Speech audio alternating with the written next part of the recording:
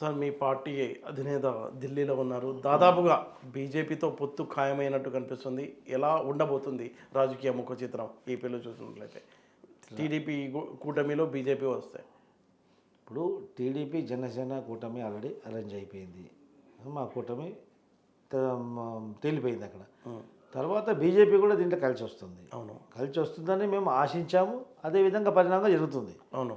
So BJP, Janasena, Telugu Desam party ఈ యొక్క ప్రధాన ప్రతిపక్షాలు ప్రజల్లో ఉన్నటువంటి పార్టీలు 2014 ఏకతాటిపై కలిసి ఉండడం వల్ల ఏమవుతుందంటే అక్కడ జరుగుతున్నటువంటి రాక్షస పరిపాలన, అక్కడ అరాచకం సృష్టిస్తున్నటువంటి జగన్మోహన్ రెడ్డిని గద్దె దింపడానికి మేము ఒక కన్సాలిడేట్గా మేము ఒక మెజారిటీ తీసుకోవడం జరుగుతుంది. కాబట్టి ఆ ప్రభుత్వం దించడానికి ఈజీ అవుతుంది. కాబట్టి అందరం కలిసి ఏకతాటిపై ప్రజల చైతన్యపరిచి ప్రజల ద్వారా జగన్మోహన్ రెడ్డిని ఇంటికి పంపించి జగన్మోహన్ రెడ్డి ఇంటి నుంచి జైలుకు పంపించే బాధ్యత మా కూటమి తీసుకుంటుంది.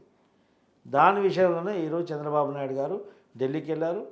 బహుశా మొత్తం క్లారిఫై వచ్చేస్తుంది. ఈ రానున్న ఈ వారం లోపల బీజేపీ, జనసేన, తెలుగుదేశం ఎవరెన్ని సీట్లు పోటీ చేస్తారు అవన్నీ ఫర్దర్ డిస్కషన్లు జరుగుతాయి. మా యొక్క కూటమి ప్రజాస్వామ్యబద్ధంగా ఏర్పడి ప్రజల కొరకు ఏర్పడినటువంటి కూటమి, అంటే అధికారం కంటే తక్కువ ఓట్లు వచ్చిన బీజేపీతో ఎలాంటి లాభం ఉంటుందని గెస్ చేయవచ్చు?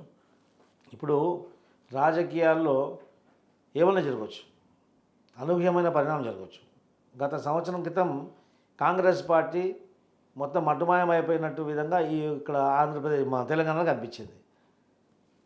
కేవలం ఒక సంవత్సరం పరిధిలోనే ఉవ్వెత్తున లేచింది. అవును, ఎందుకంటే పరిణామం, పబ్లిక్ మైండ్ సెట్ అనేది ఓటర్ల యొక్క మైండ్ సెట్ ఎప్పుడు మారుతుందో తెలియదు.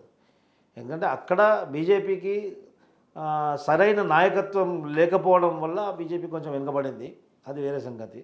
ఇంకోటి విభజన చేసిన తర్వాత బీజేపీ కొన్ని ఇచ్చినటువంటి హామీలు కొన్ని వాళ్ళకు చూపించకపోవడం, అక్కడ వచ్చేటువంటి రాయితీలు రాకపోవడము, దాని వైఫల్యం కూడా ఇక్కడ నడుస్తున్నటువంటి రాష్ట్ర ప్రభుత్వం వైఫల్యం కూడా. అవును, కేంద్రాన్ని సంప్రదించి కేంద్రం నుంచి రావాల్సినటువంటి రాయితీలు కానీ అక్కడ రావాల్సిన బెనిఫిట్లు కానీ రాష్ట్రానికి తీసుకురావాలి.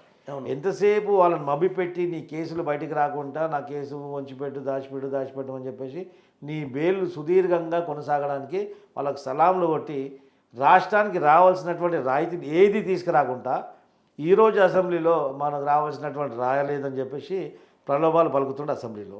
మళ్ళీ 5 సంవత్సరాల నుంచి వీకింది ఏంది మరి? ఈ విషయం అన్ని ప్రజలు చూస్తున్నారు. అందుకే బీజేపీ, తెలుగుదేశం, జనసేన ఈ 3 పార్టీల కలయిక ప్రజాస్వామ్యాన్ని పరిరక్షించడానికి కలిసినటువంటి కలయిక. ఈ కలయికతోటి మేము రానున్న ఎన్నికల్లో ఘన విజయం సాధిస్తాం. ఆ తర్వాత ఈ యొక్క రాక్షస ప్రభుత్వం కొనసాగించినటువంటి ప్రతి ఒక్కరిపైన కూడా చట్టపరమైనటువంటి చర్యలు ఉంటాయని చెప్పేసి కూడా ఈ సందర్భంగా మనం చేస్తాం.